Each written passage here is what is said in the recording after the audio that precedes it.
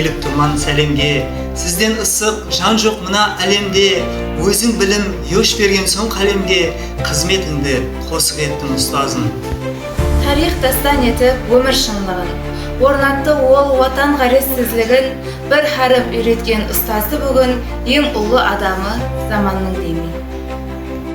Бүгін көріп ұстаздардың төбесін, аңладым олардың толық емесін, өрдемікқа айдап тұрмыз кемесін, балалықты естеп келдің ұстаздар. Ұмытпайман оқы деген сөзіңді, көңіліңе тоқы деген сөзіңді, жаһанды шарла деп ашып көзімді, келешекке бағдар бердің ұстазым. Мәусім таңламаған әттегі уақыт, шәкірт жолын тапса, сіз үшін бақыт, елдің келешегін ойлап, әр уақыт қатардан нәр болып жүрсіз ұстазлар. Рахмет ұстазлар, рахмет сізге.